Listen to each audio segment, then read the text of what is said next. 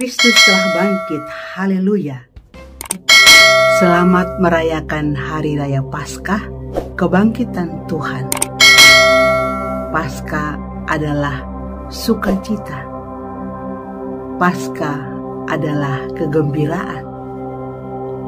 Paskah adalah harapan baru, hidup baru, dan Paskah adalah kemenangan. Kemenangan atas salib. Kemenangan atas iblis.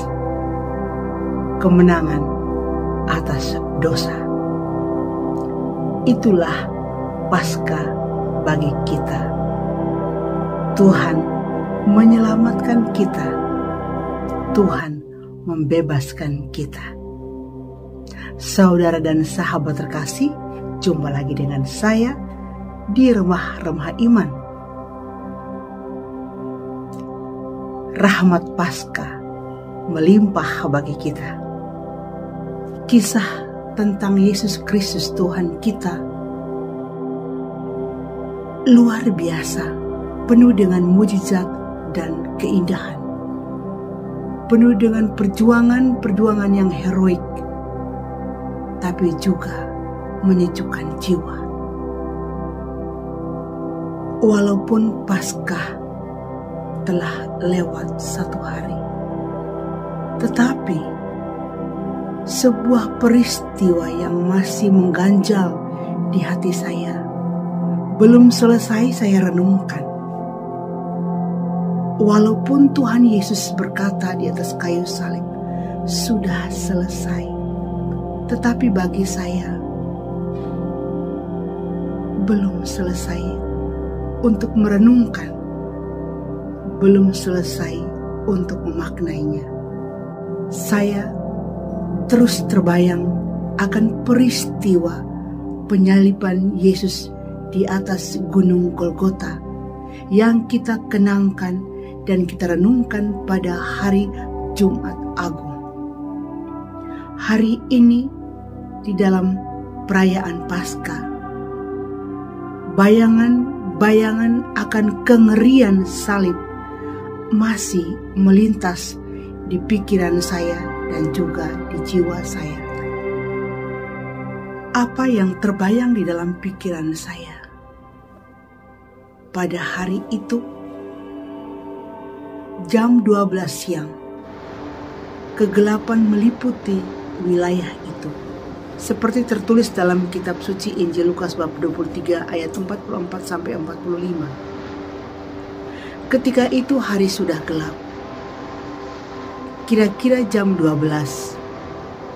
Lalu kegelapan meliputi seluruh daerah itu sampai jam 3. Sebab matahari tidak bersinar dan tabir bait suci terbelah 2. Lalu Yesus berseru dengan suara nyaring, "Ya Bapa, ke dalam tangan-Mu kuserahkan nyawaku." Kita bisa membayangkan di luar gelap, pekat nan hitam. Di salib, di sisi kiri kanannya ada 2 kriminal, 2 penjahat. Salah satunya mengejek Yesus. Orang-orang yang menonton di bawah kaki salib itu dan sekitarnya terus mengolok-olok Yesus. Para serdadu terus menertawakan dia. Maria ibunya dan saudara-saudaranya yang hadir di bawah kaki salibnya menahan pedih, penuh air mata, derita di dalam jiwa, sesak di dalam dada. Murid kesayangannya pun memandang tak berdaya dan tak percaya. Mengapa harus terjadi demikian pada Yesus Tuhan dan Guruku? Saya tidak bisa membayangkan bagaimana perih dalam seluruh tubuhnya sambil menatap ibunya. Bagaimanapun, hati anak dan hati ibu menyatu di dalam duka, duka di dalam diam. Rasanya sebuah penderitaan yang tak ada bandingannya, sebuah penderitaan yang menyakitkan. Lahir dan batin, tubuhnya terkoyak, jiwanya hancur. Puncak di atas segala puncak penderitaan yang harus dia lewati. Di bahunya yang penuh darah, dia memanggul seluruh umat manusia di dunia ini. Beban dosa seluruh dunia ini ada di pundaknya, ada di setiap deritanya. Bisa dibayangkan betapa beratnya beban salib yang ia tanggung.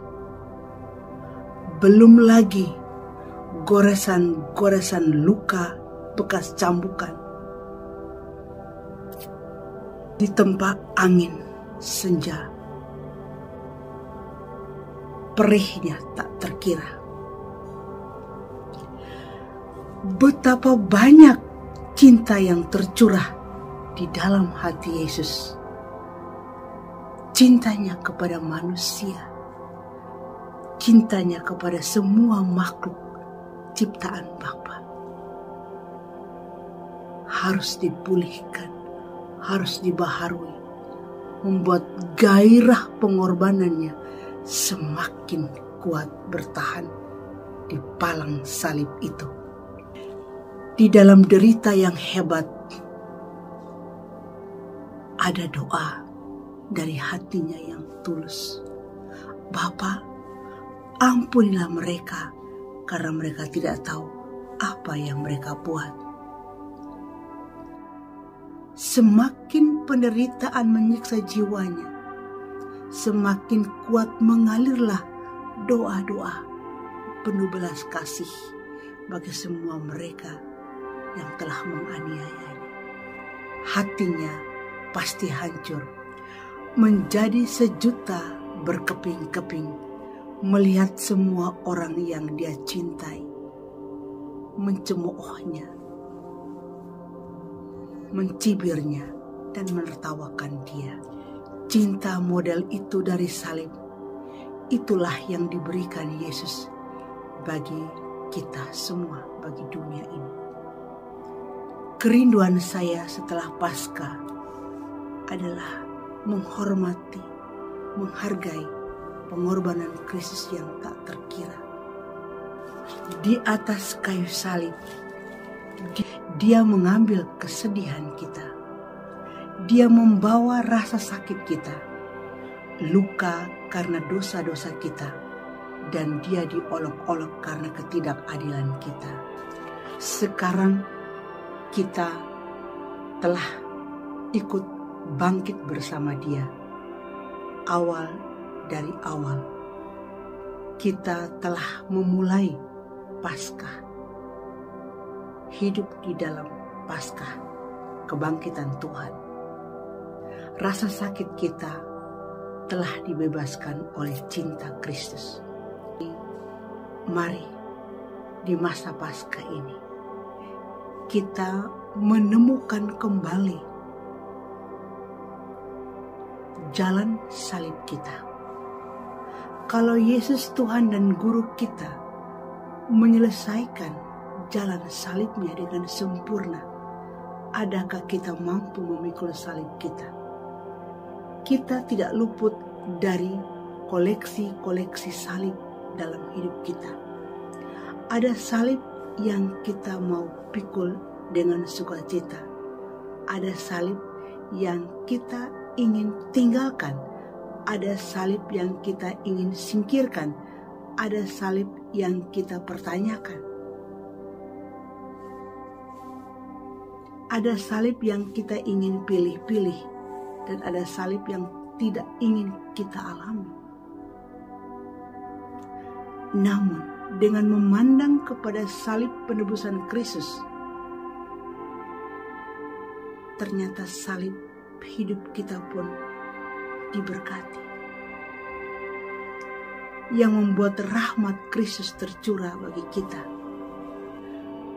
Kesepian, rasa tertinggal yang diberkati, sehingga kita berjumpa dengan Yesus yang menyertai kita. Kesepian, kesendirian yang diberkati, sehingga kita boleh merasakan bahwa ketika semua orang meninggalkan kita, Yesus tak pernah meninggalkan kita. Frustasi yang diberkati, karena ketika kita frustasi, kita mencari Dia. Air mata yang diberkati, karena ketika kita sedih, berduka dan menangis, kita merasakan aman dan damai di dekat Yesus.